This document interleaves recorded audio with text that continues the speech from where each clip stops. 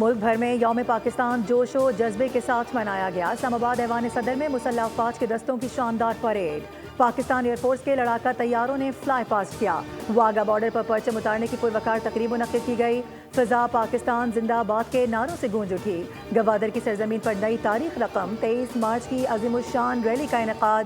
ISPR کی جانب سے جاری کیا گیا خصوصی ملی نغمہ بھی سب کو بھایا۔ تربت کے عوام کا یوم پاکستان پر دہشت گردی کے خلاف تجدید عہد FC بلوچستان کے زیر اہتمام یوم پاکستان ملی جذبے سے منایا گیا۔ تقریب میں تمام مکاتب فکر کے افراد و طلباء و طالبات نے بھرپور شرکت کی۔ تقریب FC Balochistan south headquarters Turbat میں منعقد کی گئی۔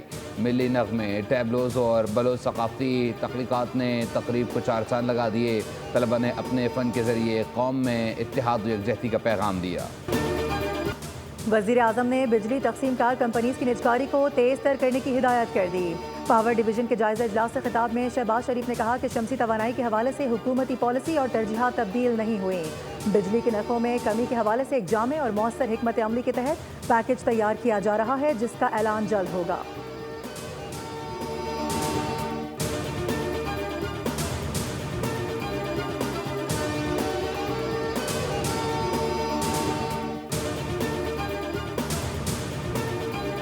JUI سربراہ مولانا فضل الرحمان سے وزیر اعلیٰ بلوچستان سرفراز بھٹی کی ملاقات۔ ملکی سیاسی صورتحال اور بلوچستان میں امن و امان کے حوالے سے گفتگو کی گئی۔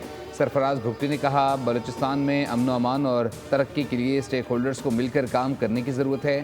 دہشت گردوں کے عزائم ناکام بنائیں گے۔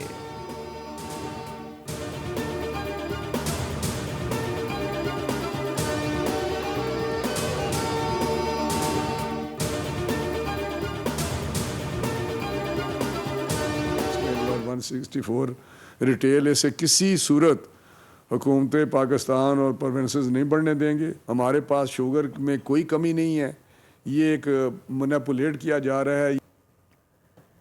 ملک میں چینی کا وافر ذخیرہ موجود ہے۔ عام آدمی کی غذائی تحفظ یقینی بنانا ہماری اولین ترجیح ہے۔ وفاقی وزیر برائے قومی غذائی تحفظ رانا تنویر حسین کی گفتگو۔